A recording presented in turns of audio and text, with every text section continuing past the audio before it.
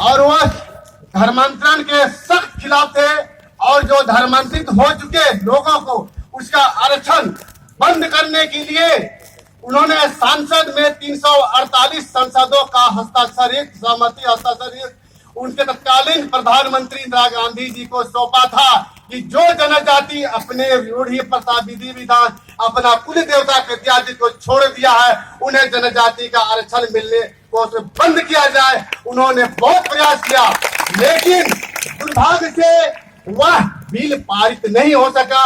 वह बिल अभी भी पार्लियामेंट में पड़ा हुआ है। उस बिल को पारित कराने के लिए आज पूरे देश भर में ये झबुआ क्या पूरे देश भर में प्रत्येक जिलों में प्रत्येक राज्यों में इस तरह के डिस्ट्रिक्ट महारैली का आयोजन हो रहा है। मैं लगातार 3-4 महारैलियों में भाग मैं लेकर मुझे सौभाग्य मिल रहा है। आज ही झबुआ जिले का इस महारैली में भी मुझे प्राप्त हुआ है दो बात रखने के लिए। मैं वैसे किसी के खिलाफ नहीं हूं, किसी धर्म के खिलाफ नहीं हूं, लेकिन हमारा जनजाति आदिवासी समाज का पूजा और पद्धति और हक और अधिकार को मारने वाले को निश्चित रूप से ये मंच की ओर से के माध्यम से मैं कहना चाहूंगा उसके खिलाफ मैं हूं। मैं आते आते एक अखबार में पढ़ा और सोशल मीडिया में बहुत सा वायरल हो रहा था कि यहाँ के कुछ ईसाई संगठनों के द्वारा उसमें शायद पादरी साहब भी होंगे, उन्होंने यहाँ का शासन को लिखा कि 30 तारीख को कुछ अनहोनी होने का संभावना व्यक्त किया, कुछ अप्रिय घटना ना हो, प्रशासन सतर्क रहे, हमारे खिलाफ कुछ अलर बलर ना बोले। इस तरह के जो उन्होंने अपना शासन को ज्ञापन सौंपा और एक तरह के हम लोगों को वो चुनौती दिया। उसी में 2-3 बातें उसमें छन के आई है कि आदिवासियों का कोई धर्म ही नहीं, अर्थात जनजातीय समाज का कोई धर्म ही नहीं। इसलिए वैसे जो ईसाई जो पादरी लोग हैं आदिवासी का कोई धर्म नहीं है, इसलिए आज हजारों लाखों लोगों का गले में क्रूस टंगवा दिया। ये धर्म नहीं है, धर्म नहीं कहते कहते हमारे जनजाति सीधे साधे लोगों को गले में क्रूस टंगवा दिया।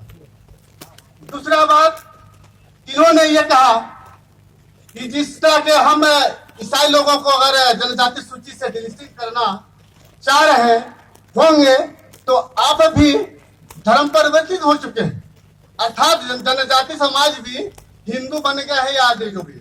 मैं उनसे जानना चाहता हूं, पूछना चाहता हूं कि जनजाति जो अपना पैदा होते ही किसी भी प्रकार के अपने बाल बच्चों को छेड़छाड़ नहीं करते, किसी भी प्रकार नहीं होता है, तो आप बताएं कि किस तरह से जनजाति जो मूल जनजाति समाज कैसे धर्मांतरित हो जाते हैं।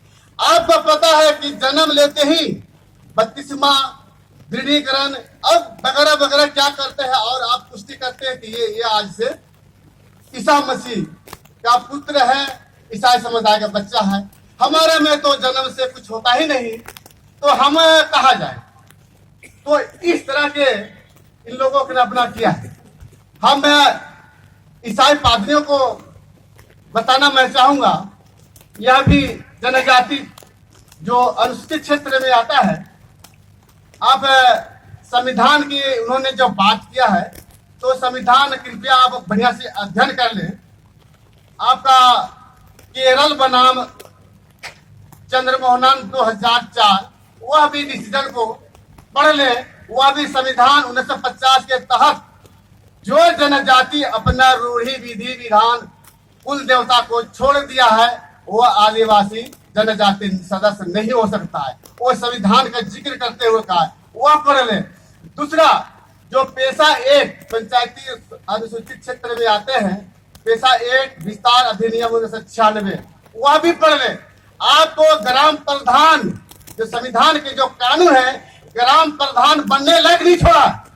आपको जिस दिन आप अपना ईसाई धर्म में ग्रहण कर लिए है उसी दिन से आपका जो जनजाति का सदस्यता समाप्त हो चुका है।